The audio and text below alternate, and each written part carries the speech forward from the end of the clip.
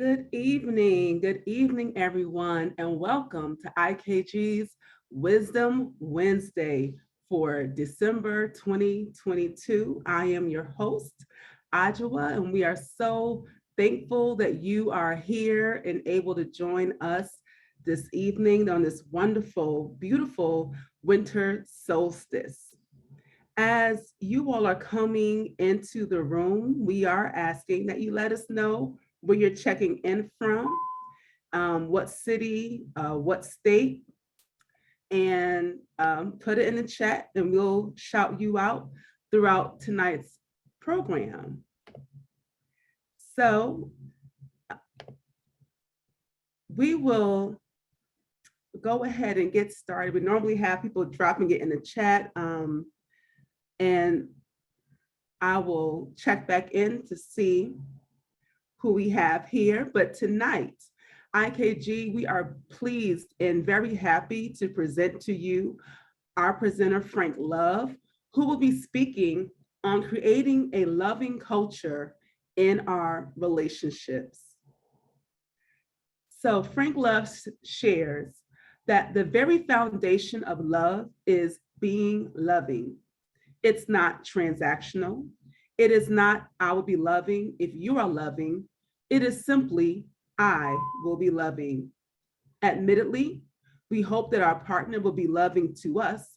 And while we may not expect an immediate return on this investment of love, we do believe there will be a return because love perpetuates love, and being loving influences others to do the same.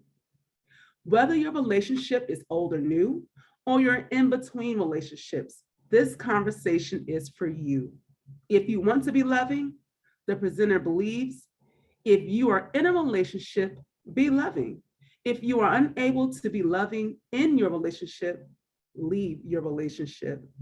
This presentation is meant to support you in situations where your conditioned response tells you that being loving is not an option. It is meant to remind you that being loving is an option, even in the most challenging circumstances. You deserve this level of love, and so does your partner. Now, a little bit about our presenter. Frank Love is your brother. He is also a loving husband, father of five, speaker, podcaster, blogger, vlogger, and coach. He is the author of Relationship Conversations You Don't Want to Have, but Should Anyway, and 25 Ways to Be Loving. A native of Washington, D.C., Frank has degrees from both Howard and the George Washington Universities, but no formal training in mental health or relationship dynamics. However, one divorce, a long-spanning current marriage, and years of observing relationships has taught him much about the challenges couples face around loyalty, trust, and partnerships. These observations led him to question his own motives and methods. After years of research, writing, and inquiry, he has concluded that romantic partnerships tend to be filled with behaviors that are anything but loving, from scorekeeping to martyrdom to blaming and shaming. Believing that it's time we all take an honest look at our relationships, Frank Love has embarked upon a fascinating journey to discover what it means to be loving and how to discern when we are not. His in your face declaration, I want to be loved and accepted in my relationship no matter what I do, and you do too, is a powerful wake up call to himself and to us all as we work to create the supportive, empathetic, and mutually fulfilling relationships we so desperately want. Frank is excited to introduce you to a loving conversation tonight with a sincere hope that we will be more caring in the world and in our communities, beginning with our romantic relationships. And throughout tonight's program, we will place in the chat his website and where you can go to learn more about Frank Love and also learn more about IKG's monthly lecture series, the Wisdom Wednesday lecture series. Please join me in welcoming Frank Love. Thank you, and Yeah. good evening to all. Um, just a point of order. We're getting several messages that say the chat is disabled. You Yes, know, I'm noticing that. I'm going to fix it on the back end. Thank you, okay, everybody. And then once we get it fixed, I know they'll start, because normally the cities are flying in. So when I didn't see it flying in, I said, okay, there must be a problem with the chat. So we will definitely get that addressed. And thank you all again for coming. okay. So, okay, just a little bit about me. Here's my crew. Let me see, make sure this is all right. Here's my crew, and then uh, uh, I'm a husband, father of 5, and I was married to my first wife for about 10 years, and together we parented 2 beautiful children. My second wife, Hassana, and I have been married for about 17 years, and together we gave life to three more beautiful children, and we certainly co-parent 5.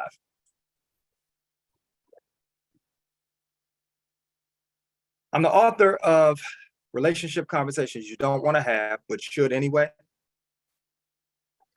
and 25 Ways to Be Loving. The first book is the second edition is coming out. It's really a second edition, but it also has a different title. The initial book was called Relationship Conversations. No, the initial book was called, what was it called? How to Gracefully Exit a Relationship. And then I got so much feedback about the book that said, first, it was a valuable book. Second, that the book was about so much more than breaking up. It was about the important conversations to have to, in many ways, avoid breaking up. So that book has been retitled to 20 Relationship Conversations You Don't Want to Have, but Should Anyway. And 25 Ways to Be Loving will be out very soon. My goal is to provide perspectives that'll support you and your partner with creating a more loving culture in your relationship. Now, you heard Sister Tano say earlier that I want to be loved and accepted in my relationship, no matter what I do. And my experience tells me that you do too. And some of you may have heard me say this before, and you certainly heard her say it. And the power of this statement is in its simplicity and its truthfulness. So we all have principles and reasons for doing the things that we do. And it can be easy to get lost in the weeds of reasoning. But when things get murky and challenging, one of the things that we can do to remind ourselves, one of the things that we can do is to remind ourselves that our partners desire to be loved and accepted. And we know this to be true because that's exactly what most of us want when we get real honest with ourselves. And that was admittedly a challenge for me, getting real honest with myself. So that's part of what started me on the work that I currently do. What slide or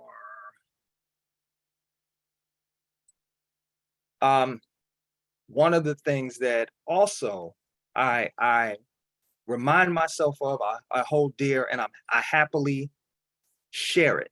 I'm not happy that it was the case, but I happily share my acknowledgement that I was not a good husband to my first wife. And there were some questions that I didn't know to ask myself. And because of my growth and understanding, I work to be a better husband every day to my current wife.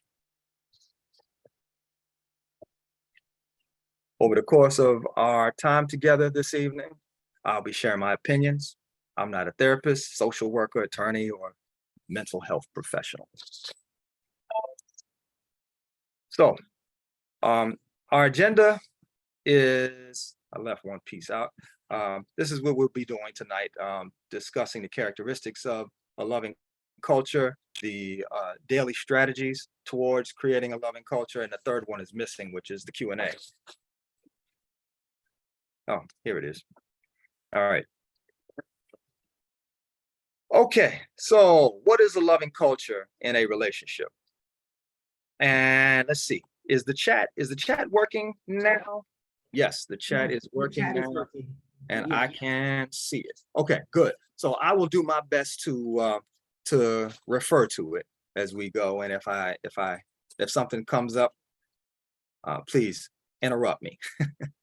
Uh, so we're about to talk about and identify. Well, no, that's not what we're going to do. We're going to talk about actually the pillars of a loving relationship. Number one, the number one pillar of a loving relationship. Slides again. Is go first. Go first is so critically important to creating a loving culture in our relationship, because many of us believe we believe things like you have to give respect to get respect.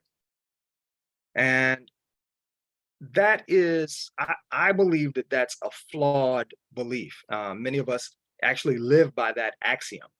We believe that in order for me to respect you, you have to respect me. And I disagree with that philosophy.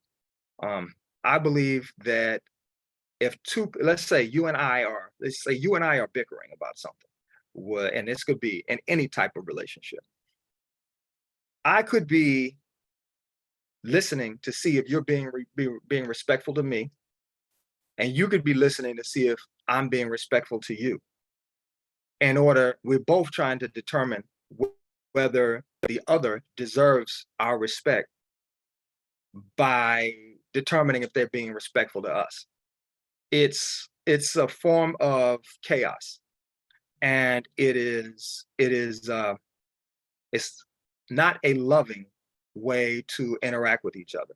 I happen to believe that instead of you have to give respect to get respect, we get to live simply by I will be respectful to you, or just simply I will respect you. In other words, you can disrespect me and I will still be respectful to you. I know that's a tall order for many of us. It certainly has been a challenge for me over a significant amount of time. However, I do believe that it's the way to create and promote a loving culture in our partnerships. Instead of one person holding back because they believe the other person holds back, or one person fighting because they believe the other person's fighting, we get to be the de-escalators, we get to be the light, we get to be the beacon of good in our relationship. And one of the things that I often say is it doesn't take two, it just takes you. We often hear various people from various places saying, I can't do it alone. I can't do it by myself. So and so they have to do their part. I disagree. It takes you, and you get to be the leader. I get to be the leader, and we get to be the beacon of light. In other words, I will maintain a standard of conduct for myself, no matter how you decide to conduct yourself. For some audiences, that's a mouthful. So if anybody has anything to say, if anybody wants to chat about that or post anything in the chat about that one, we can certainly go there, or we can wait until the end when we do the actual Q&A. So can I just pause for a second just so that the audience know that generally these are like a very interactive type of presentation. So we are asking you tonight to be very interactive in the chat and to share your thoughts, to share your responses, your opinions, your answers to some of the questions that Frank Love will be presenting tonight. And I will start by just saying, hearing what you just said makes me think of self-responsibility and how that then becomes important in the relationship. Because if it is on me, then what I do matters. And I can't necessarily put it off because of what someone else do or not do. So I think I'll start it off with that. There's a comment that asks, how do you know when you've had enough? I appreciate this road that you're guiding us down by asking that question. And respectfully, I happen to believe that um, that is a form of what I call holding the wall. So when we're swimming, when we're learning how to swim, we can't really learn how to swim while we're holding the wall. And I think that when we're interested, when we're even interested in knowing when is enough, that we're holding the wall, we're not focusing on how do I get more power, how do I get more skill, how do I get more ability. That's the other side of the question. How do I know when I've had enough? And instead of focusing on how do I know when it's time to leave, I happen to believe it's more important to focus on how to do a better job, how to influence, how to get more ability, how to do a better job influencing my partner, how to inspire them, those types of things. I know that that's kind of an indirect answer.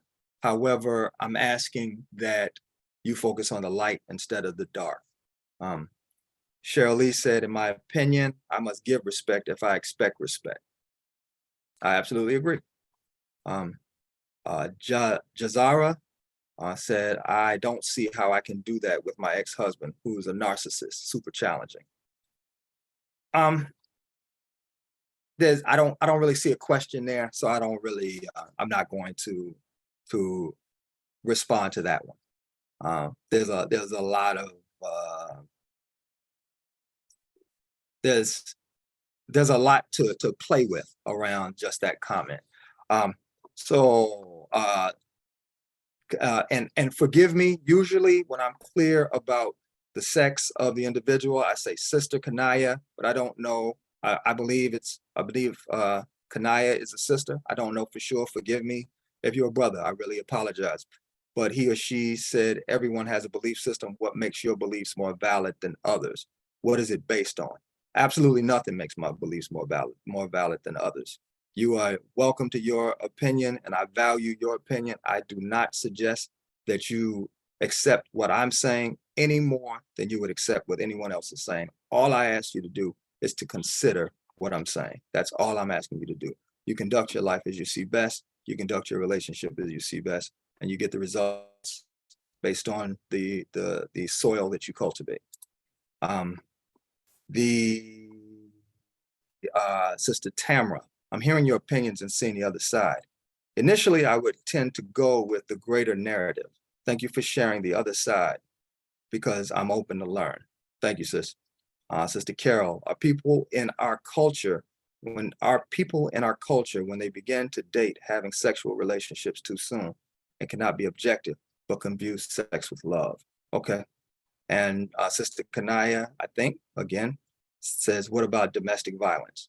I'm not clear what you're asking about domestic violence. However, there is, you're going to take me down a road, a tenuous road. Now, I'll go there because it's an important conversation. Domestic violence, I happen to believe that most relationships are I don't want to say violent, but I happen to believe that there's violence in most relationships. And I am talking about all types of violence. I don't believe physical violence is more detrimental or worse than violence as it pertains to the way we talk, the way we interact with one another, without hitting. With that said, the violence that's in all of our relationships, or then that's in most of our relationships, I believe that we get to look at how we are violent and whether we are violent, and another way to look at it is forceful. There's a psychologist by the name of Dr. Harville Hendricks, and he endorsed my first book. I like his work. And he said, and I don't know if I can get the quote perfectly, but I'll get the gist of it. He said that criticism is a form of violence. And I agree with him. For me to be irritated by something that you're doing or saying is a form of violence. Um, and some may see that as a stretch, but there's something there. Now, so when you're talking about domestic violence, it's a big conversation. And with domestic violence, again, given that I believe most relationship has some form of violence in it, it is important that we begin to work with each other through these things. Let's see, you've said domestic violence, physical and sexual violence is dangerous, and many women are killed because of it. I agree. Yes, you're right. And killed is the someone being killed is a horrible thing. Brothers kill each other all the time. The murder is bad. I mean, that's easy. But there's a lot of violence that happens that does not result in murder. That is worth talking about also. And we can discuss that in more depth if you like. There's also the death of the spirit too. Mahananda, and again, I wish I knew whether your brother or sister, forgive me. Sister Ruby Lee, can you spell the name of the person you referenced? Let's see, I'll try to get that to you. But Harville, Hendrix, Hendrix. I think that's the correct spelling, but even if it's wrong, you pull them up, you'll find them. There's also the death. Mental violence is on the rise due to lack of communication and people manipulations. Absolutely. So I think many of the people commenting in the chat see where I'm going with my conversation, which is violence is all over the place, and we get to two things. We get to work on it, and we also get to, let's see, Jazara, criticism is a form of violence. That's an interesting statement. I can see that because it tends to hurt your spirit. What is a good pivot when one partner wants to criticize their partner? Okay, I'm not sure what you mean by one partner wants to criticize their partner. Let's say, give me an example of one partner wanting to criticize their partner, because there's work on both sides. We get to, if I'm going where I think you're going, if I'm taking it where I think you're going, we get to, as the person being criticized, as a certain way to work with our partner who's criticizing us, and as the person criticizing is a way to work with ourselves and a way to work with our partners. There's work on both sides is what I was saying. Criticism. All right. There's a lot coming through right now, so I'm not sure if I can address all of it. Sister Adjua, do you want to pick some things up? Are we okay on time? We're okay on time. I would probably say for now, if there's perhaps a comment that you want to directly address it. If not, continue with the presentation, and then people can just continue to add their comments to the chat to engage, and then anything that stands out, we'll just highlight. Okay. Admittedly, I probably won't see most of the messages in the chat, and if okay.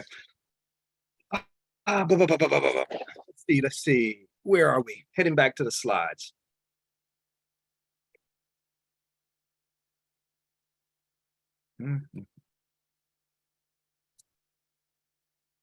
So you had just touched on number 1. Yeah. So going through number 2 and number 3. Okay. Number 2. Characteristics of a loving culture in a relationship is, number 2, I am 100% invested. Now, the way that one of the ways that I work to bring this forth in my own relationship is I regularly tell my wife, and I will tell you and anyone else listening, that I am with her no matter what she does, period.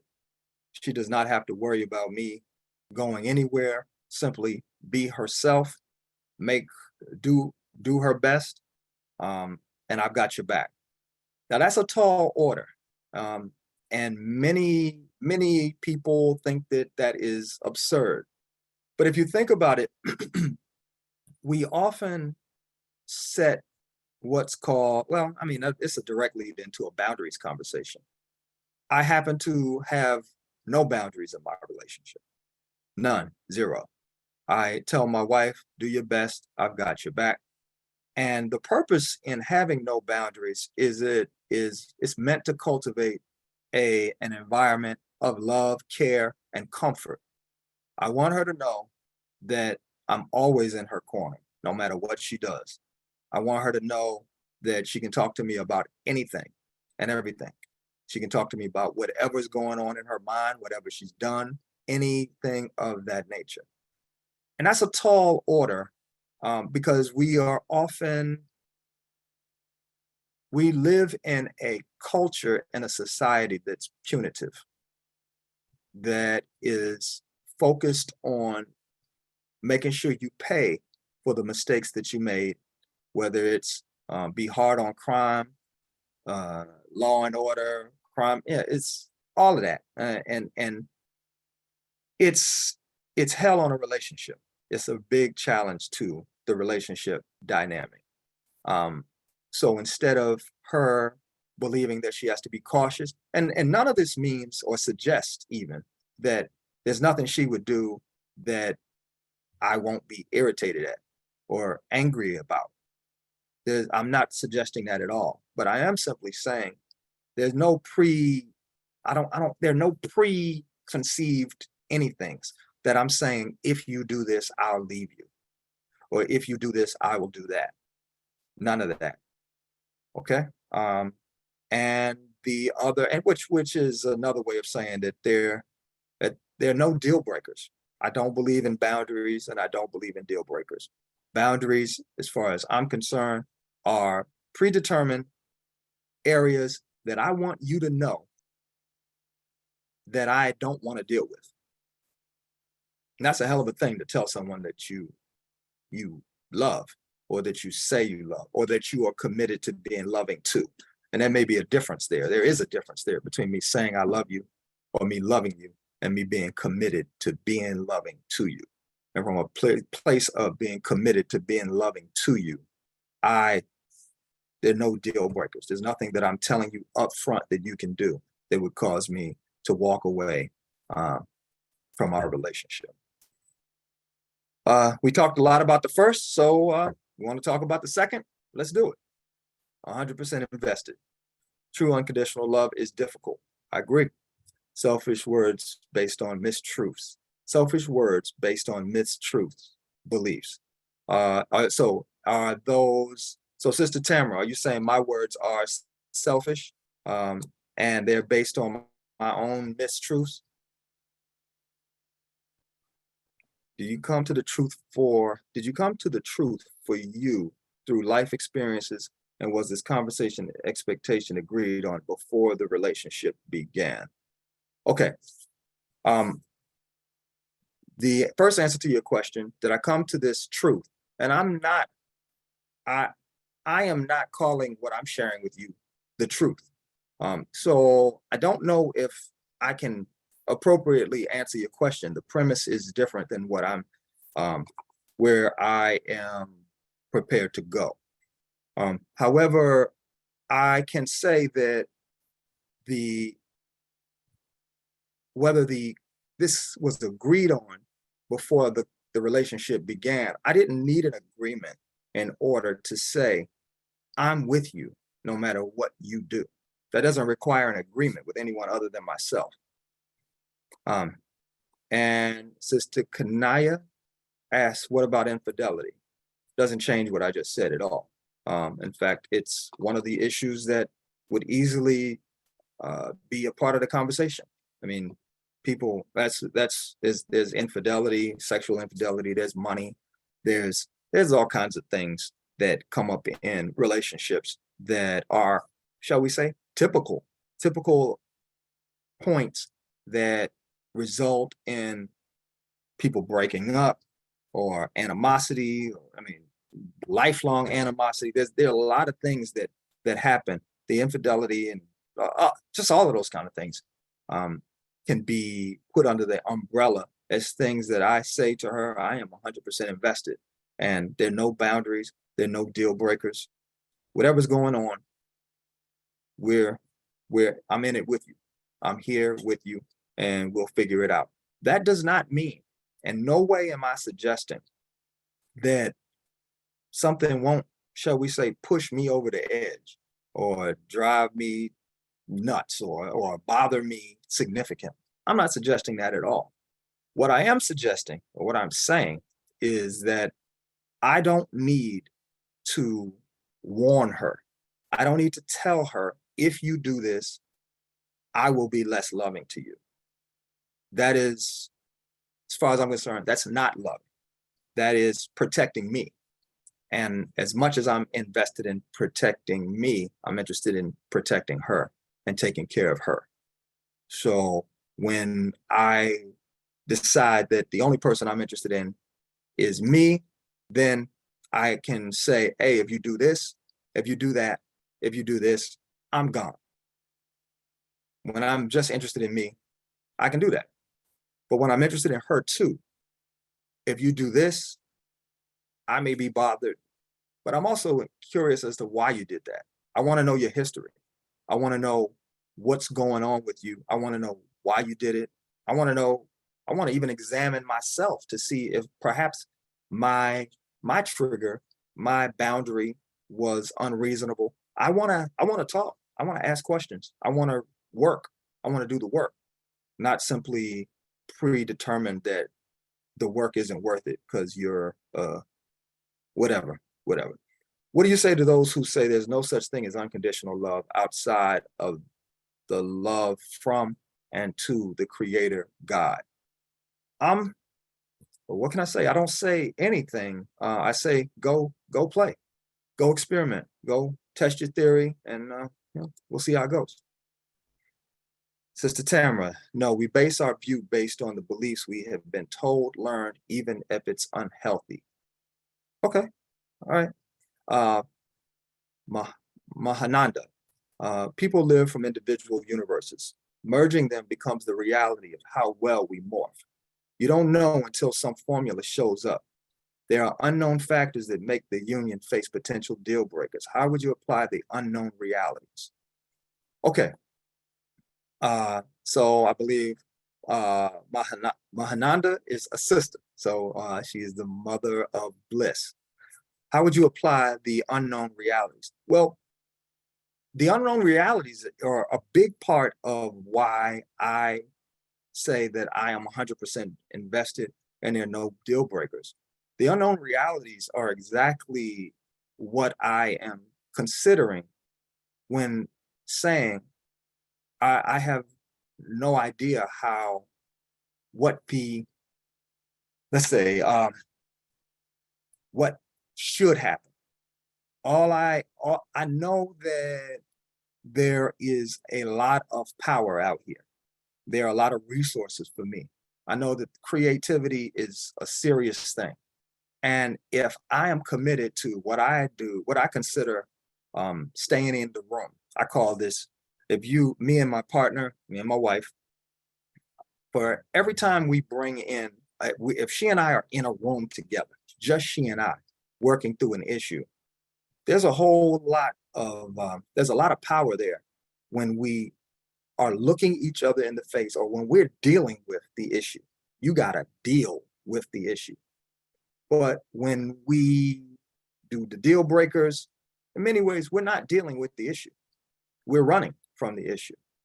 I saw a quote recently about, it was a meme. And it said something it was talking about boundaries and how we have to set boundaries. Otherwise, we have to disengage. I wish I had it in front of me. But my belief on boundaries, once again, is that when we create them, we are actually disengaging from our partner. We're setting up a barrier to our communication. Because let's say you have a boundary that says, if you have sex, meaning you're talking to your partner, if you have sex with anybody else, I'm gone. Okay, that's your so your boundary is sex, or your deal breaker is sex with someone else. Now, let's say they become interested in doing it. You have basically said that if they do it and you find out, now that's key. If they do it and you find out, then the relationship is over. But there's a whole conversation that you're having only with yourself, not with the other person. And if you are interested in truly communicating and being connected, you get to have that conversation with your partner. And if you don't have that conversation, you're shutting down a whole range of communication. And some of us that's valuable, some of it's not, but you get what you pay for. And it's not always easy, and it certainly can be challenging. But some of the great times in a relationship come when you all have been through doo-doo. You've dealt with doo-doo, you've been through it, and you may be able to laugh about it on the other side, and you stayed. Sister Cheryl, unconditional love has to come with boundaries, or there is too much room for abuse and manipulation. I would suggest that boundaries are a form of manipulation and possibly a form of abuse. They may be. Sister Kanaya, we unconditionally love our children. Jazara, so if you have no boundaries, are you saying you have no expectations for the relationship? No, I'm not saying that I have no expectations, or shall we say things that I want. There are definitely things that I want from my wife, from my partner. One of the things that I want from my wife is to take care of me. I want her to give some time to us, to me. I want her to, and that's another way of saying take care of me. I also want my wife to, I want to have sex with my wife. I want to, what else do I want her to do? I want her to help me in the raising of our children. These are the things that I want. Expectations, it probably would be safe to say it's an expectation too. But if it's an expectation, what happens if it doesn't happen? And it becomes a conversation, and something to figure out. I guess the new term for an open relationship is no boundaries. Sister Tamara said that I didn't say anything about an open relationship. So if you have, so I think that's a bit of a stretch, but we're here to stretch. We can talk about all kinds of things. Sister Cheryl, just as there are different kinds of relationships, there are many types of boundaries. Okay. All right. I'm with you. All right. And then let's see. So if your needs are not being met in a relationship, what are the next steps? If your needs are not being met, the next step is to be creative. I happen to believe that frustration has no lasting place in a loving relationship. Frustration, as far as I'm concerned, is God's way of telling us that we're not prepared to deal with something. That's how I digest frustration. If I'm frustrated, then there's work for me to do. So if our needs are not being met, presumably I may be frustrated, and it's time for me to do something different. It's time for me to try something different. And there are a whole lot of things that could be done differently. I can get help. I can change the way I interact with my partner. I can change how I present as a partner. There's so many things that could be done, and that are often not done. So Would you agree that, Sister Cheryl, would you agree that setting boundaries helps us know what's expected in a relationship? Also, couldn't boundaries show us how we can respect each other's personal space, comfort, level, and limits? Okay. Would you agree that setting boundaries helps us know what's expected in the relationship? I agree that setting boundaries can help us know what is expected. Yes.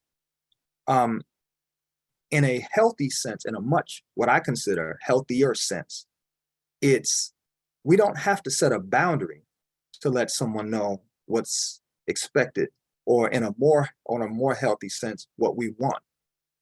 Um, and I think the conversation gets to be what we want. The way I would want to be dealt with is this, not the way I expect to be dealt with. If I'm having a conversation with someone that I want to, if I'm sharing something that I want to be expected and respected, I am going to share what I would like to see happen. I'm not going to share what I expect them to do.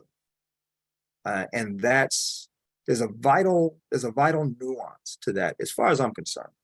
Also, couldn't boundaries show us how we can respect each other's personal space? It can. Boundaries can definitely help to influence the way we interact with each other's personal space. However, the challenge there is when we set these boundaries, they may be breached. And what happens if they're breached? Do we, I mean, are we hard on our partners? Do we hate them? Are we violated? Or did they do something that we were just not comfortable with? And which leads to a whole, uh,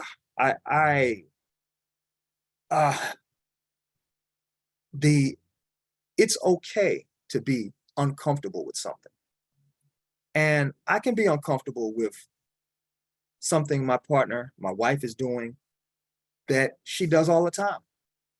But for some reason, right now, I'm uncomfortable with it. And my ability to share that with her and that ability for her to hear it and care about it speaks volumes. I don't need to have a boundary in order to share my discomfort. And there's a critical nuance there. Another piece is I've seen many situations, and mind you, I coach. I coach creating a loving culture in our relationship, and creating a loving culture in relationships. One of the pieces that I've often seen is when someone has set a boundary, and that boundary has been, shall we, for lack of a better word, we'll just call it violated, or it didn't go the way they wanted it to go. That's probably the better way to put it. That the partner did not do what they wanted them to do. Someone set a boundary, but yet they stay. They somehow begin to question that the need to have that boundary. There's a and many times when we have these boundaries, we share these boundaries to our friends and to our family. I would never put up with this. There's no way. There's not never. I would never do that. I would never allow my partner to get away with that. We tell our people. Now, this is often the words and the sentiments of not, and it's not only, believe me, there are people with years of experience in relationships, years of being in relationships, who've been in relationships for years that say things like this. But people who have not been in long-term relationships often say things like this also. And then you start getting your hands dirty, and you're learning things about the dynamic of being in relationship that you never foresaw. One of these boundaries gets obliterated, and yet you stay.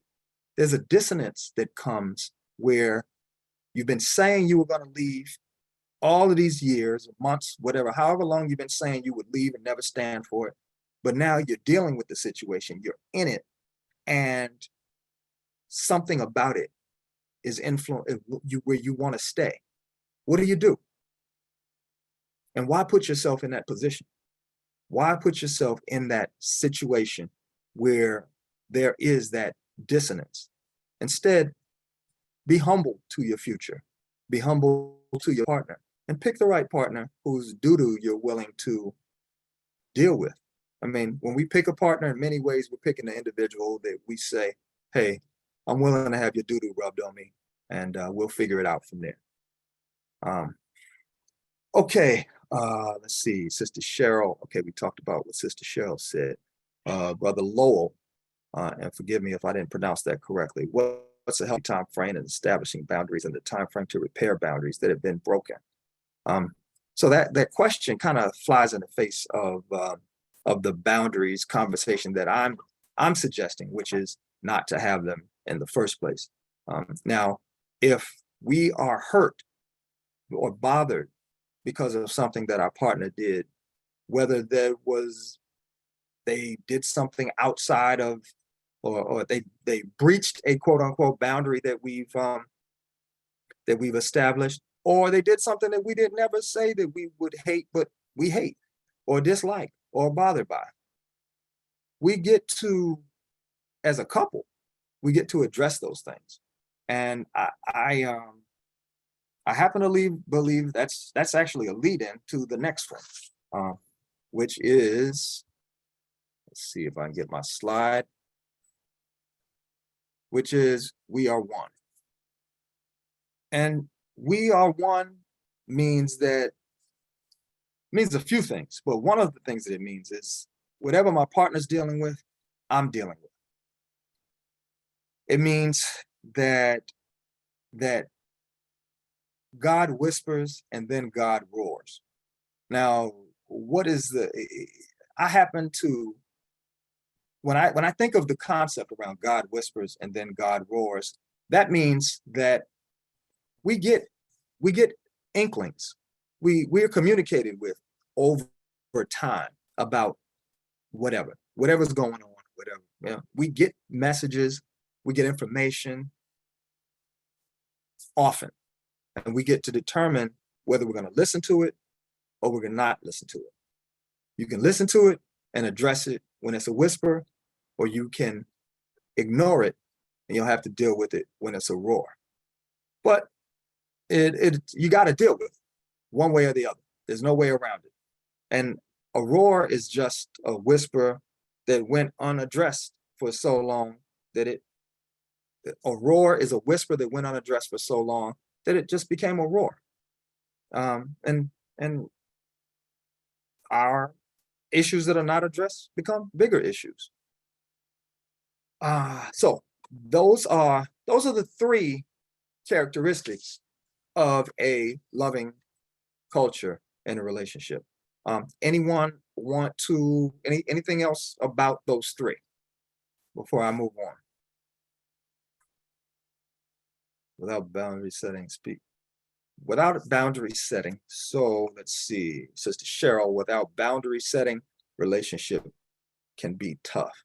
Speaking up for yourself and giving your partner the opportunity to do the same will pave the way for better mental health and relationship for both, okay? Sister Tamara, the secrets keep communication from happening deeply, even when the boundary has been traversed and the blaming game begins. Hard to digest, but I'm still listening. I appreciate you, I do. Okay, moving on. So here are a few daily strategies towards creating a loving culture in our relationship. Number one is give your time. You know, there's a book that many of us are probably aware of and have probably read. I actually interviewed the author. It's called, what is it called? 5 Love Languages. And in this book, Dr. Gary Chapman, he suggests 5 different ways that we want to be taken care of. That's the short of it. Now, all of them, and I always miss something. So I'm telling you up front, I know there are 5 of them, I'm going to get 4. And, you know, somebody will tell me the 5th. So there's gifts, There's acts of service.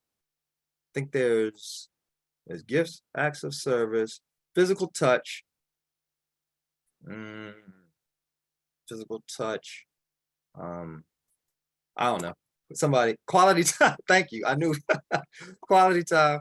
And what else is another? There's one more. Anyway, Words of affirmation. words of affirmation. Thank you. Now, all of these, every single one of these are, in order to do a good job with them, you have to give your time. There's no way around it.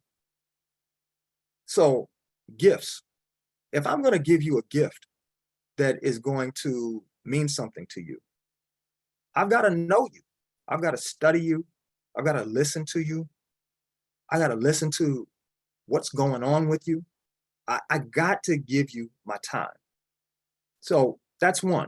Two, we're going to go down the list again. So y'all, please remind me again. So that's gifts, acts of service. In order for me to perform an act of service, I have to give you my time. There's no way around it. All right, come on, y'all, help me out. Words of affirmation. Okay, there we go. All right, thank you, Sister Tano. Acts of service, physical touch. In order for me to perform satisfying physical touch on you, there's no way to give someone a massage or some other variation of physical touch without giving my time. There's no way. It's not possible. Quality time, certainly, that's easy. And then words of affirmation. In order for me to give you words of affirmation that do something for you, I have to give you my time. All of what I'm getting at, if you're not getting my overarching message, well, it's on the screen, is we have to give our partners our time. There's no way around it. No way. Any thoughts on that? Any questions? And no matter how much you got going on, if you want a successful relationship, you must give your partner your time. Having the unspoken aspects of our partners, that comes from listening. Yes, listening requires our time. Okay, let's see. Going back up in the chat a little bit. It requires some thought. Okay, so Brother Lawrence, it all boils down to being authentic and honest with oneself. Honest and open communication is key. Early stages of relationships require some vulnerability as a condition to extend and develop trust. This all in the context of societal environment that is all too often individualistic and competitive. Ideally, based on my experiences, relationships should be respected and supported by family and community. I 100% agree. Sister Pamela agrees that time cannot be replaced.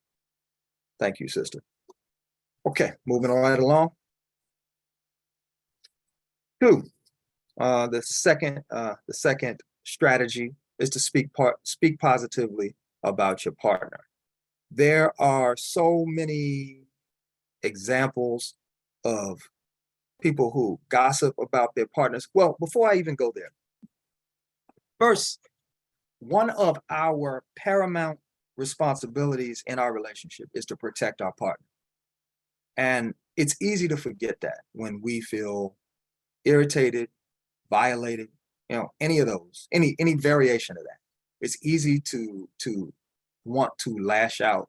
And sometimes when we lash out or when we want to get back at them, we cease to protect them. We cease to take care of them. All of us are the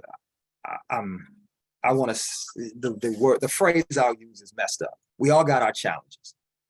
And and all of us want our partners to take care of us in the midst of our challenges. And our challenges are going to be clearer to our partners than anyone else. So with that understanding that our responsibility is to take care of our partners and it's a big responsibility to protect them. We have to watch our words. We have to watch what we say to them. We have to watch what we say to other people about them. It's a big deal. And it's one of those places that many of us falter. I've certainly had my challenges around that. And I could have done a much better job in several scenarios. And hopefully, if that ever is is evident in my conduct, one of you will pull my coattail and remind me.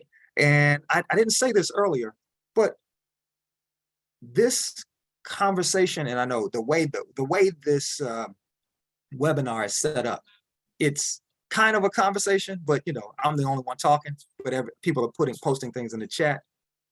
It's important I'm interested, I'm invested in raising the level that all of us play. If you see that I could have done something better, I want you to share that with me. If you see that there's an area where I'm a little weak, or revise this, consider this, I want you to share that with me. I want us to grow one another. So this is a conversation, and I hope it's going to be an ongoing conversation, because one of the things I say when I'm speaking on stage often is, I'm your brother. I may be your older brother, I may be your younger brother, but I'm your brother, and I love you, and I want to see a relationship be successful. And hopefully you want to see mine be successful also. Okay, moving right along. Anyone else? Yes, Sister Cheryl, words have power. Anyone else before we move on to be wrong for the relationship? Okay. Okay.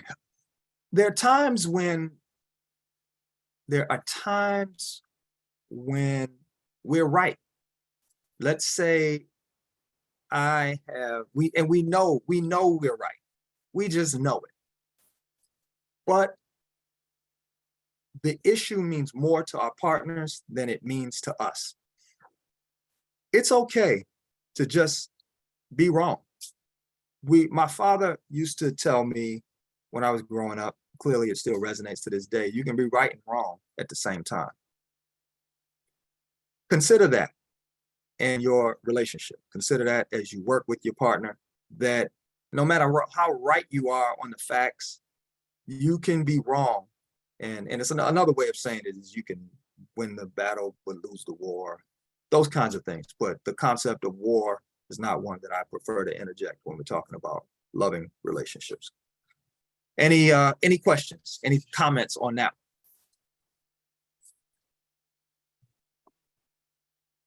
Okay. Another strategy, flip a coin. Often we in a marriage, in a relationship, we really care about our positions, our opinions, what we want matters, and we are not particularly caring about what our partner's going through. Consider that there are times when, and it's not just times, often it doesn't matter. We can go, if my wife wants to go left and I want to go right, if we can't we can't determine which way to go, flip a coin. Just flip the coin and keep on going. And when you go, if we flip the coin and it says go her way, the way she prefers going, I'm going to go that way, and I am going to absolutely go that way. And I'm going to go that way 100%. No one along that road will ever know that I preferred to go right. If I said my way was right, I don't remember. No one would ever know, because I would be absolutely committed to going in the direction that we have agreed to. So if we're going to flip a coin, I'm going to go in that direction. And I'm rolling hard. Okay. So someone said, I'd like to Okay. How to work through, let me see, purgation, patience, praise, protection, and protection. 5 behaviors required for perfect loving. Ah, that's nice. Um, okay. How to work through a spouse that speaks in voice tones that may be belittling and repeats themselves often. Interesting. Okay, so the voice tones is the voice tones that may be belittling. You share with them that's I'm not comfortable with the way you're talking to me. And sometimes that may take it may take mirroring where you say the same thing back to them. Sometimes it may take someone, a third party, sharing how they would receive whatever they're saying. And of course, always look at ourselves, whether they are actually being belittled. Those are 3 different ways of looking at it, and repeats themselves often. It's interesting. The repeats themselves is it is a how to put this. Someone who repeats themselves deserves your patience and your understanding. This is my belief. All of us do things that irritate. All of us that are in relationships. I'll say, I won't be so extreme and say all the time. Most of us do things that are irritating to our partner, that our partners find, kind of roll their eyes with, and kind of say, "Oh no, not this again. He's telling this story again," or you just said, it's irritating at some level. However, I got to tell you, it is a beautiful thing to smile upon them and honor them anyway. And it's not always easy. And that skill is not just one that shows up with how we deal with our partners. It's one that shows up in how we deal with our parents, our children, because all of them want to be respected, all of them. And so I would just ask for, when considering how to deal with someone who repeats themselves often, do your best to honor them, do your best to comfort them. And even if you're in a, shall we say, public space or around other people, you keep the game face. Keep the game face. Do not betray the safety of your partner by rolling your eyes at your friend, or by saying, "He's doing it again, I know." Okay, don't do that. Keep the game face, keep the respectful face, because that's what you want your partner to do for you. You want your partner to have your back, even when you're messing up, even when you look foolish. That's what you want. That's what I want. And that's most likely what you want. Moving on down the line, do you mean perspective in being right or wrong at the same time? I think I answered that, Sister Cheryl. Please let me know if I didn't, because you might have posted this before I responded to that. Okay, I'm wondering if the philosophy you're espousing to avoid conflict, is that it? Conflict is not necessarily a bad thing. I am not a conflict avoider. That ain't me. What I am is a person who is interested in my partner. And I'm interested in my partner, whether it's you, whether it's my wife. I'm sharing a world with you, and I care about what you're going through. So I do not think that the avoidance of conflict is necessary. In fact, it's often a way to work through some things. And yeah, that's the short way of addressing that. It's probably somebody who sent me a text message since I've been sitting here that would laugh at that question about me avoiding conflict. Okay, thank you for my Sister Allison. Thank you for reminding us of the relationship basics.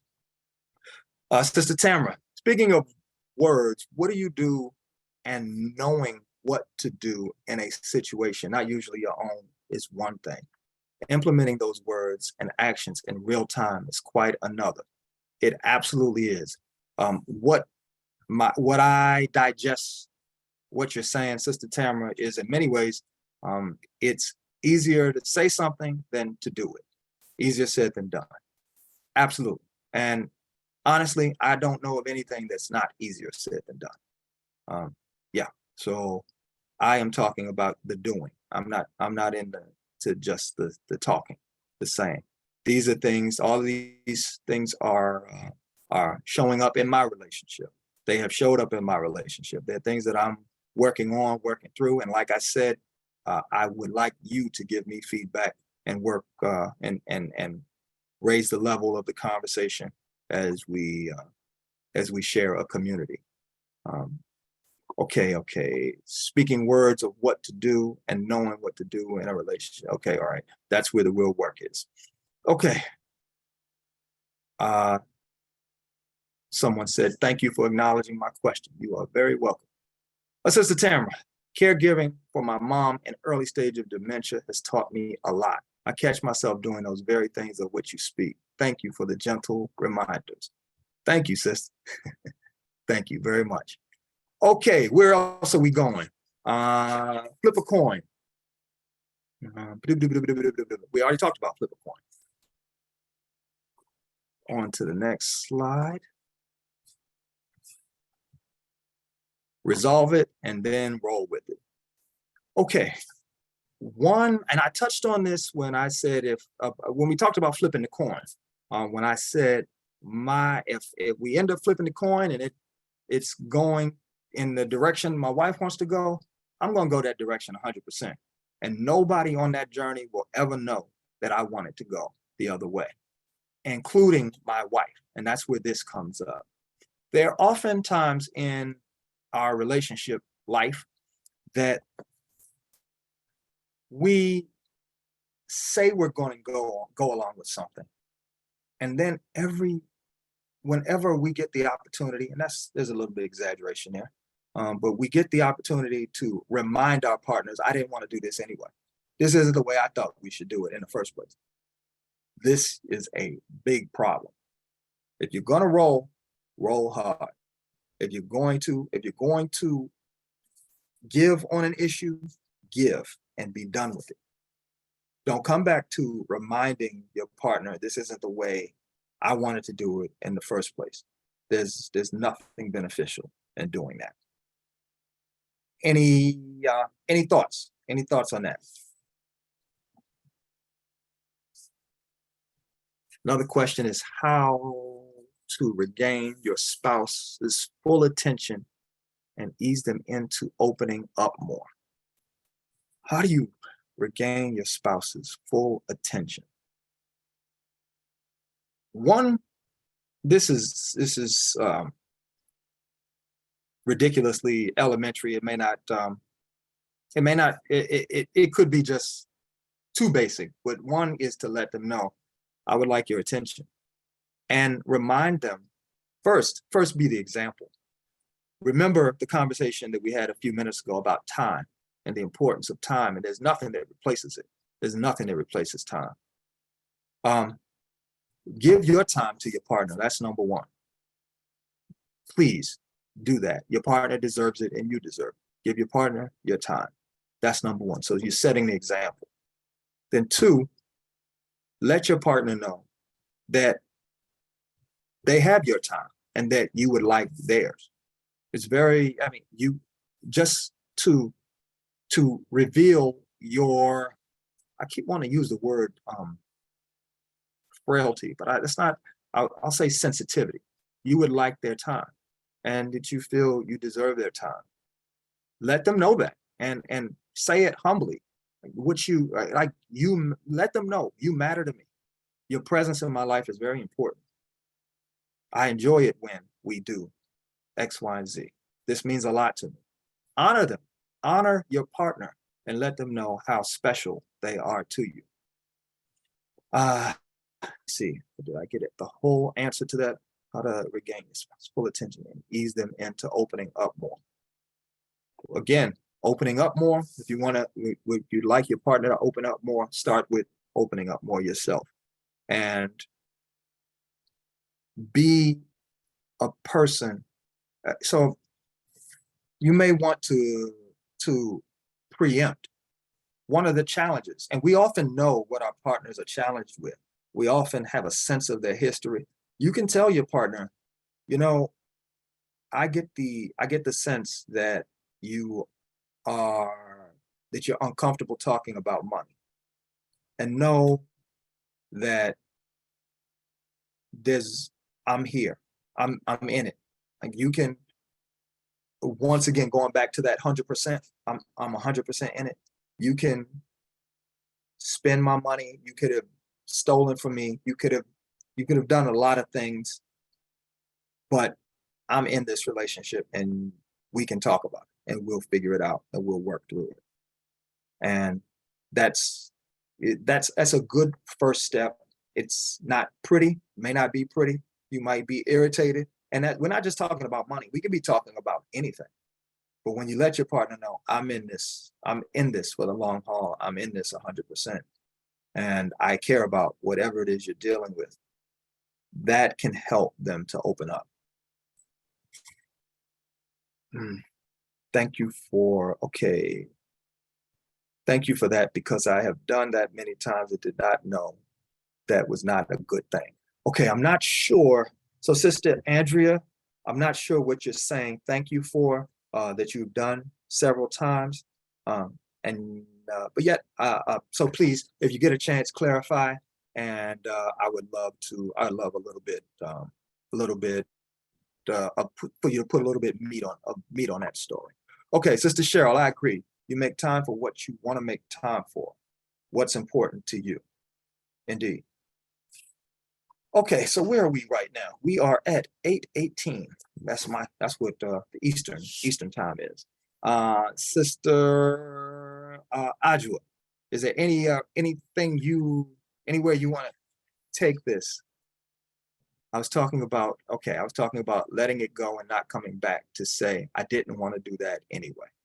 Yeah, it's not a good thing. It means that you weren't really on board in the first place, and that in some ways you were just keeping it in your pocket, almost waiting for something to go wrong so you can say, I told you. So don't put anything in your pocket. Just roll hard. And the part of the beauty is, let's see how to best put this. Part of the beauty is knowing that you're making mistakes together, and it's like going to a different restaurant. You want to go to, Senegalese. He wants to go to Kenyan. I mean, you go to one of them, and then the beauty is you doing it together. You go to Senegalese this time, you go to Kenya next time, or go to, the beauty is you're doing it together. You get to the Kenyan restaurant, it was horrible. You laugh at it. The food was terrible. And you laugh, you have fun. But you get to the Kenyan restaurant and you say, I knew we should have got Senegalese. I mean, just think about the impact of those two different ways of dealing with the same situation. One, you have fun. Yeah, this food was horrible. What made you want to come here? But I'm glad I came. And the other, you're belittling them. You're looking down on their decision making. Nothing good comes from that. Thank you, brother, for your time and energy. Thank you, Sister Maya. I appreciate hearing that. And Sister Andrea, I like not putting it in your pocket.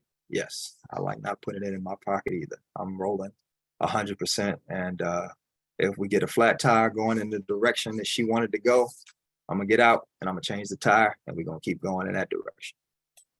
Unless we talk about something different. And if we don't, we rolling on. Just simply because the beauty is doing it together. Much of the beauty is doing it together. I would have said that at some point there has to be a limit to how far you can let your partner's negative behaviors be tolerated. Codependency is not healthy for anyone as opposed to interdependency. Well, I definitely believe interdependency is the way to go. And interdependency touches on a belief that us working together, the greatest wisdom comes from us working together. I absolutely agree with that. We haven't really touched on that during this particular conversation, but we can play with it now if you like. And when there's a wisdom between two people that doesn't exist as individuals, we get to there's something that comes from having conversations where we want to hear what our partner has to say, where we believe that they are bringing value to whatever the issue is. And it may not be the way we want it to go, but we respect ourselves, number one, enough to know that we picked this partner. And that's one of the places that we falter sometimes.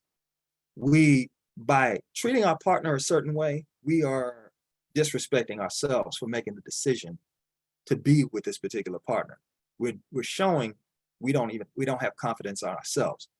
Instead, let's display that we have confidence in ourselves and treat our partner as though they are a reflection of something good that you were shooting from at another time that will reap rewards, even if you don't see it right now, if you nurture it, if you're creative, if you're working with one another.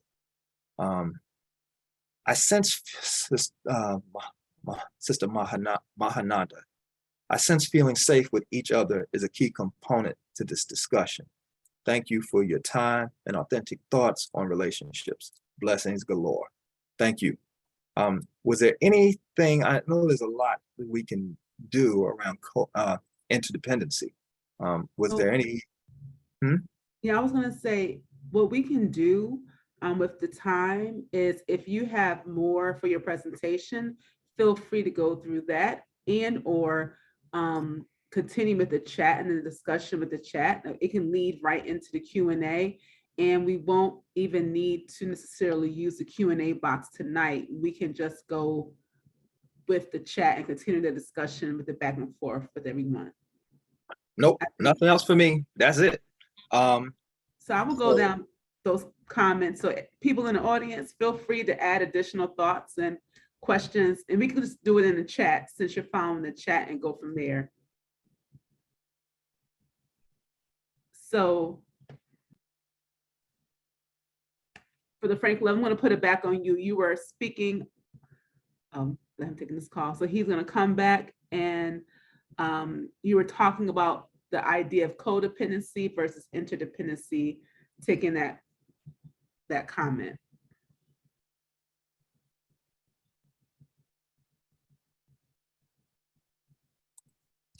Okay, and this was, excuse me for that slight interlude. This is the end. So this was the tell them what you told them. This is what we did. We've been reflecting all throughout the entire conversation, but we can have additional reflections right now. So let's do it. All right. So again, what we're going to do for tonight's session is any additional comments, any additional reflections, or any questions that you might have tonight, you can place them actually in the chat, and our presenter, you can just continue going through, brother, the chat and just filling out those questions and just responding and having that dialogue that way.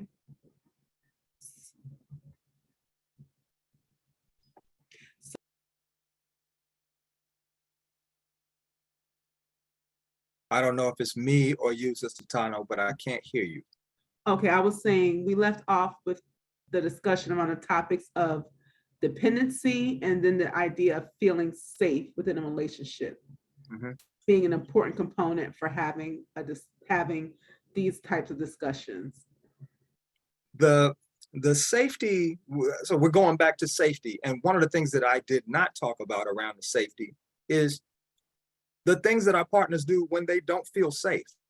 We talked about it from a place of working to help our partners feel safe, but we didn't talk about what happens when they don't feel safe.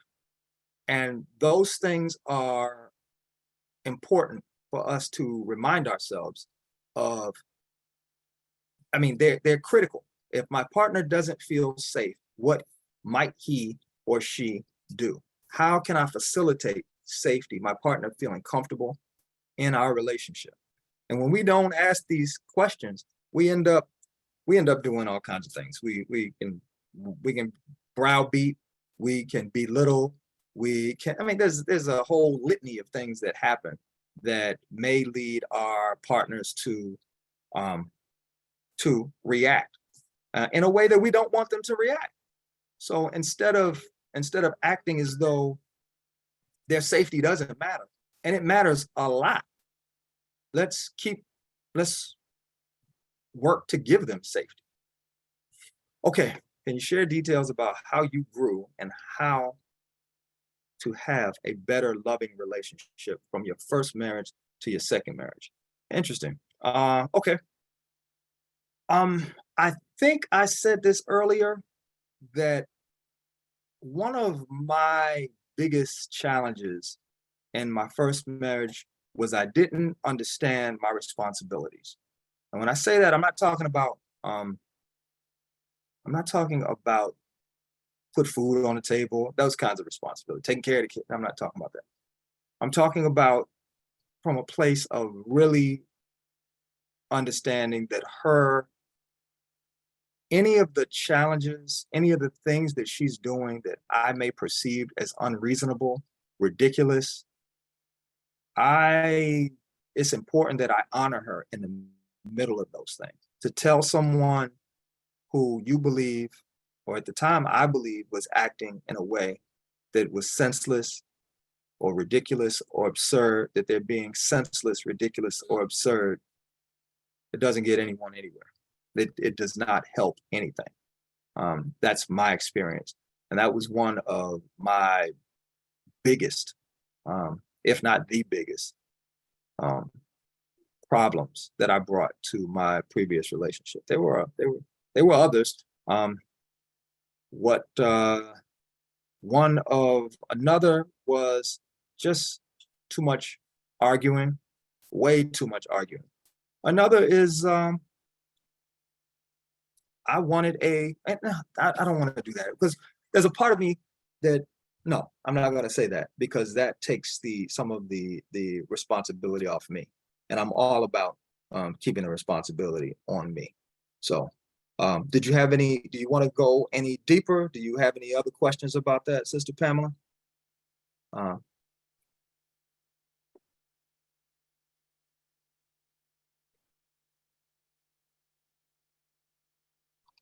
There's a there's a recent blog that I wrote, and at this point, okay, Sister Pamela said, "How did you actually get there?" Counseling. I'm not sure where there is. Do you mean where I am now? I'm not sure what you mean. I think she means how did you get to this understanding? Because from your first marriage to your second marriage, Yes. was it through counseling that helped you to get this new approach and new understanding? I think is what she's saying. Okay. It was not through counseling. It was through a lot of self-reflection. It was reading, conversations. So when I say counseling, there's a lot of things that could be called counseling, but it was not going to a therapist or anything like that. But actually, much of it was soul searching, having some hard conversations with myself. Would you like to be dealt with like that? What do you, what is it you working to create? What do you want to create? One of the hardest questions, the most important and hardest questions to navigate and to ask myself when I am looking at how I'm dealing is, what is it I'm working to create? And whether the way I'm dealing with it is going to help to get me there. And it's easy to get lost in the emotion of things. It's easy to get lost in the pattern. But if I keep my eyes on what it is I am working to create, and another thing is, how do I want my wife to feel? There's so many things that we're talking about that could be a conversation. It could be a 2-hour conversation in itself. But how do I want my partner to feel is one of the most important conversations that I can have with myself and that I do have with myself. I have to, and I get to ask myself that question when I see her, in a certain, any disposition that I don't believe is desirable, that's not my preference, I get to say to myself, how do I want her to feel? Do I want her to feel appreciated? Do I want her to feel loved? Because funny enough, we're all going for a feeling. One of the reasons virtual reality is as successful as it is it gives people a feeling of whatever it is that people are doing in virtual reality. And even though they know it's not real. So it's the feeling that we want, the emotional experience that we want our partners to have. It gets to start with us. And we get to be very, we get to be the guide, the healer, the provider. It's a lot. It's a lot. And it's a beautiful responsibility if you want it to be a beautiful responsibility. It's not the burden that some people assume it to be. It's actually beautiful. I like that. Am I working to create this or that? Thank you, Sister Tamara.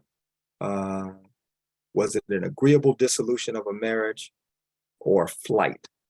Don't know what. Put it this way: it was not an agreeable dissolution of the marriage. Brother Lowell, would you consider a 3-tier building block such as communication, intimacy, and financial to be a stabilizer and love building and nurturing? I'm not sure what you mean by a stabilizer in love building and nurturing. I'm not. Scroll down. He has part 2 of the question. He actually clarified it. Okay. He writes, he have observed many breakups in marriages whereby one or more collapse of those 3-tier pillars.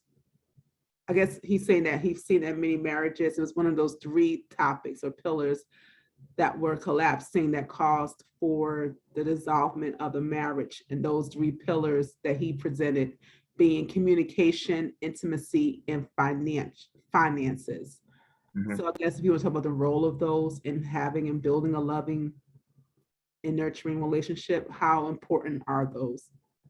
It's funny. Some people, when I say what I'm about to say, some people think it's contradictory to what I said earlier around boundaries, no deal breakers.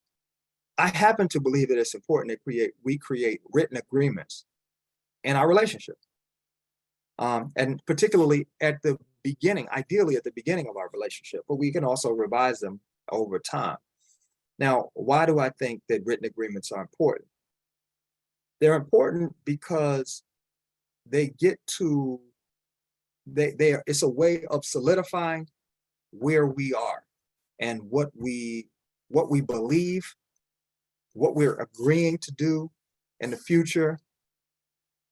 And that document, so let's say we agree to send our children to Pan-African schools. Okay, that's our agreement. We don't even have children yet, but that's our agreement. Now, we end up with a 4-year-old, and there's a local Pan-African school. One of you likes the school, the other doesn't. Now, that document is not, I'm not suggesting that that is the end all to be all, meaning whoever likes the school takes it out and says, hey, this is what we said, this is what we're doing, period. I'm not suggesting that. I am suggesting that we can take out that document and see what we agreed to, and it eliminates amnesia. Amnesia is prevalent in a lot of relationships where people forget what they agreed to. People say they never agreed to that. So at the very least, we know where we're starting with the conversation. Me being the person who doesn't want the child to go to the local Pan-African school, I know that we said that we would send our son to the Pan-African school. I know that we agreed on that. And now I'd like for us to consider something different because of X, Y, and Z. Not, I never agreed to that, or I wasn't thinking about it like that. No, there's a very different way of handling it. And then the other person who agrees to it, who still wants the child to go to a Pan-African school, they get to look at the situation and say, I know we agreed to send our son to a Pan-African school. I know that you feel otherwise. Let's talk about the way you feel and let's see how we're going to move. I respect the fact that things change. I expect that you change, I change. I respect all of that. And if no agreement, if the conversation doesn't take a new life, then sure, I believe that you go with what's on paper because it's what you originally agreed to, and this was the agreement with which existed that led to you having a child. However, more than I agree with going what's on paper, I believe that we figure out what the best thing to do right now is, and that we talk to one another from a place of believing that the wisdom is above us. It's right over here when we're having a conversation, and it's not in me being right, you being wrong, or I being, any of that. It's not there. It's through our conversations, we will figure out what the best thing to do is. Okay. Sister Tamara, own your errors and areas needing growth. Be open to the lessons and experiences to be learned. All right. Okay, where else we going? Where we on time? We have about 15 more minutes. Okay. All right. There was a piece that I wrote recently, maybe a month ago. And if you want to read it, you can find it at my website, which is franklove.com. And it was a reflection from my father. Now, my father's alive. I love my pops, and my mom's alive. I'm so fortunate to have, that's an absolute blessing. Talking to my father, and my pops is 77 now. And he reminded me of a powerful situation. Now, when he and my mother had me when they were 27 and 26, respectively, and I am 50. Now, my father's mother was, okay, let me get this right. My father's mother was the mother to my father and his brother, who is 11 months older than he is. So And my grandfather, my grandmother's, my father's mother's husband, my father's father, died when my father was 1 year old. My father, in essence, never knew his father. Now, my grandmother was left to raise a toddler and I believe an infant at the time, and a long time ago. Now, and they were her everything. She was, they were her everything. In fact, once my grandfather passed, he, my brother, my father and his brother went to live with their grandparents for a few months while my grandmother got things together here. They came back, she raised them until they both got married. Now, when my grandmother, there was a time, okay, that's my grandmother's story, a little bit. That's a little bit of my grandmother's story. Now, my mother was born to my grandmother who could not care for her and a father that she never knew. That, well, let's just say questionable patrilineal line. Now, my mother ended up being raised by her grandmother for her first 12 years of her life, up and down from DC to South Carolina and back, because no one wanted her. Okay. Now, my mother stayed with, she ended up being raised by her aunt, my grandmother, who could not raise her sister, and her sister took her to court to get her, and her sister's husband. Her sister's husband was always warm to my mother when they were out, but he was cold to my mother at home. And my mother's aunt was never, for her in her early years, warm to my mother. She was very cold to her. Okay. Two different stories. My mother felt as though she was never wanted and felt like she had to fight. My grandmother was lonely and all she had was her sons. Okay. My father tells me a story where there was a time when my grandmother, when my mother and my father married, my grandmother brought over a plate of food to my father, to the home of my mother and my father. And she just brought it for my father. My mother was insulted, believing that she had been slighted. And that ended up being an argument between my mother and my father. My father reflects on this, on all that happens.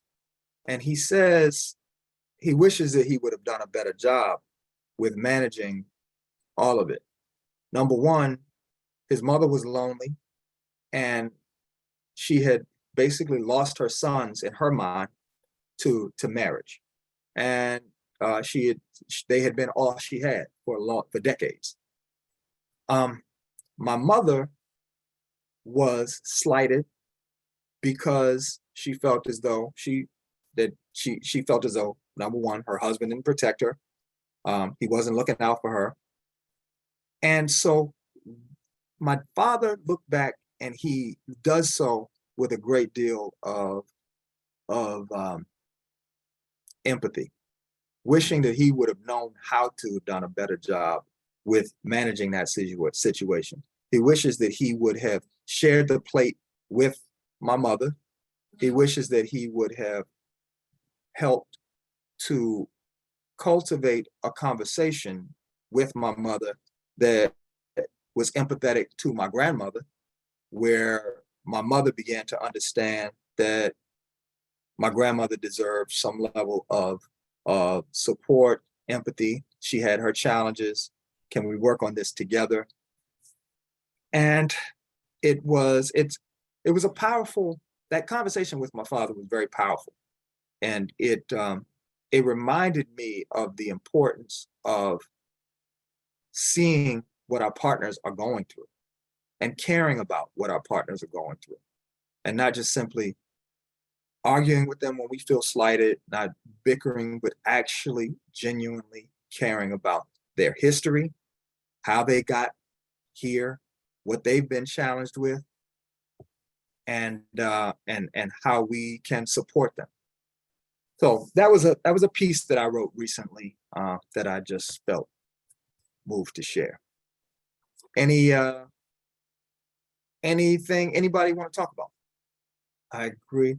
Okay, Sister Cheryl, I agree. And agreements and contracts are very important, more so than the I do for the court systems, who are often the ones who resolve the breaking up of marriage. Speaking of the courts, the courts in if things are written down, at the very least, people can say, when things are written down, we get to say that, look, Your Honor, this is, or any third party, this is what we agreed to. Now, without it being written down, who can say what you agreed to? Who can say what? And it's just who tells the best story. But with it written down, even if it being absurd, it can be, I mean, it's here on paper. And it's one less thing we have to, if the relationship somehow dissolves, then at least we know what we initially agreed to. At least we know who we were when we started this thing. So please post any final questions or comments.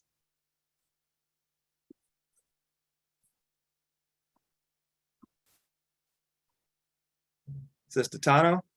Yes, so as people, we can just wait a few seconds to see if any more come in, but I do want to just again thank everyone for coming out. Let's see if any more, but while we're waiting for those to come in, I do want to just acknowledge, I want to go to the beginning and acknowledge everyone who did show up. So we have people from all over as normal. So we want to just say thanks to the people checking in from New York City, Winston-Salem, North Carolina, Tacoma Park, Maryland. We have California in the house, Bowie, Maryland, Bethlehem, Pennsylvania, Mississippi. We have LA, again, California in the house, DMV, of course, representing really well. So just want to just shout out a few of those cities. Again, for those of you who may be new, IKG Wisdom Wednesday is a free monthly lecture series held the third Wednesday of every month. And we've been holding them since COVID virtually via Zoom. And we're thankful that we've been able to have so many people from around the globe join the IKG family with our Wisdom Wednesday presentations. I'm gonna we can close out on these last couple of comments, and then we'll be right back. So Brother Frank Love, we have, Lorenz. All right. Let me see what we got. Okay.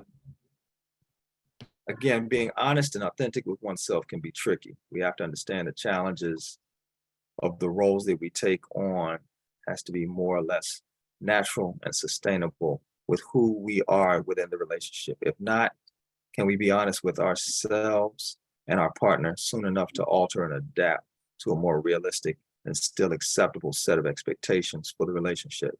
Remember, life is a dynamic process that requires constant learning and adaptation. Both partners should be willing and able to keep dancing together as the variation and changes come on. I close with this: be well, stay well, so that all's well. Thank you, brother. And Sister Tamara, thank you. Okay, I think they're giving their thank yous now, so we can go ahead and formally close out then. All right. So please, please have, add your thank yous and your comments, and any thoughts or feedback from Mr. Frank Love to the comments. We greatly appreciate it. And want to let you all know that the calendar for IKG Wisdom Wednesday 2023 will be released in January. So please be on the lookout for that. As always, you will receive emails if you're on our mailing list for our upcoming events. So if you're not on our mailing list, I will put the link in the chat for IKG culturalresourcecenter.com. And you can go there to learn more about our Wisdom Wednesday programs, as well as Egypt on the Potomac field trips and special presentations that our founder and director, Anthony Browder, host, as well as actual study tours to Egypt. And there's one going on right now. So see, people might not be here because they're over in Egypt. So yes, those things are forthcoming. And I'm going to just turn it back over to Frank Love if you have any closing remarks. And thank everyone for coming out. So I'll let you have the final word. Anything. Take care of your partners. Give your Yeah. time. If there's anything I would like you to see you do, give your partner your time. Wonderful. Right. Wonderful. Okay, so more loving relationships into the future. What a great topic to have on this here solstice. So this is a great time of great energy to bring forth and to amplify these aspects of love in our relationships. Thank you all for coming out. And that will conclude tonight's program. Peace and blessings, everyone.